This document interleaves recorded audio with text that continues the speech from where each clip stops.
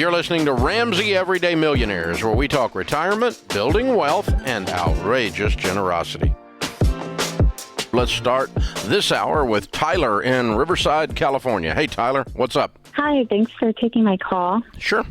How can I help? So my husband and I are in a little disagreement about where we should invest our money in the future.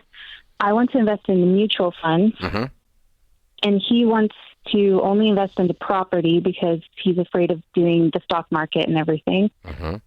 So I just want to know, how we should go about that, or if we can do both, even if we're not very knowledgeable about it, or how I can talk to him about how it works. Okay. Well, investing in real estate, unless you have the money to pay cash for it, is not what we would recommend. Borrowing money to go into real estate is a lot more risk than anything the stock market represents as far as risk goes. But paying cash for some rental properties and having some mutual funds in your Roth IRAs and 401ks is a great idea, a good mix of that. That's what I personally have. Doing both would be, what, if that's what each of you your husband has more of a real estate idea and you have more of a mutual fund idea, then I don't know why you can't do both. Is he completely opposed to putting any money into the stock market?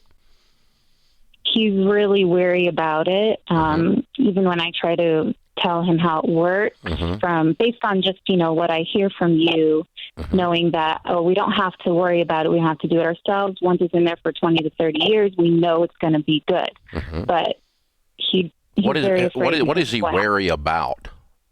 He really thinks because it goes up and down that if it goes down, it could crash and it'll just all be bad. Okay. But based on what is it going to crash? What is he basing that on? Because it never has, except 1928. Oh, okay. So I think it's just in the back of his mind that anything could happen if we're not looking at it, or anything could happen if you drive to work. I really don't know how. Yeah, I really don't know how to convince him because he's very scared of putting it somewhere where someone else is moving it and we're not the ones doing it. Oh, you should be doing it. You need to be picking the mutual funds, but just like you pick a neighborhood to buy real estate in. How old is your husband? He's 30. What does he do for a living? He's a bike salesman right now. Okay. All right. So here's the thing. There's two kinds of fear. A fear that is a reality that's like, don't touch a hot stove, don't stand in the middle of the interstate with an 18-wheeler coming at you. Okay, that's fear that's a reality, and you want to avoid those kinds of fear. And that's fear telling you how to survive, right? The other kind of fear is false evidence appearing real. And so what it amounts to is he's heard his buddies at the bike shop, who are financial idiots, talk about how the stock market's going to crash. And they have no idea what they're talking about.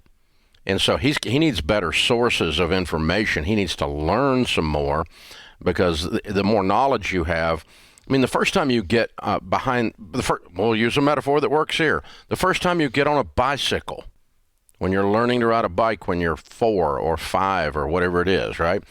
You're afraid. But then once you've done it a long time, you have knowledge about how the bicycle works, and you're now functioning. And so all he's lacking here is knowledge. He's not basing this, from what you're describing, on anything other than a vague feeling, right? Yeah. Yeah, and you don't need to make decisions in your life on anything on vague feelings. And so I would just encourage both of you to continue the learning process. And, yeah, I would have some real estate in there if you're willing to pay cash for it. But if you guys are just now getting out of debt and you don't have a big pile of money, you're probably not going to be in the real estate market for a while. And buying real estate on debt is much riskier than the stock market is. You're asking for it when you're doing that. So we tell people not to do that. I don't do that. Tyler, I would suggest two things. One, if you've never contacted and met with one of our SmartVestor pros, go to RamseySolutions.com, set up an appointment, and maybe set up 2 or 3 so that he can sit with you in the office of one of our SmartVestor pros and let them answer all of his questions. The minutia to the broad. That's the first step. But I also tell him to go in there. Don't buy anything. Yeah, this is information.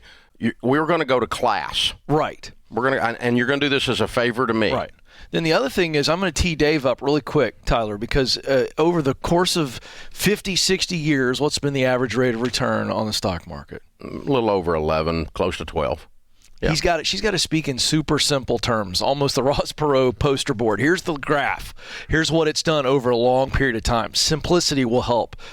Yeah, but I mean, it's you just learn the history of something. That's right. And then you don't worry about it, as much, because facts are your friends. Fear is not your friend. Thanks for tuning into Ramsey Everyday Millionaires. To check out all our podcasts, just search Ramsey Network on Apple Podcasts, Spotify, or wherever you listen.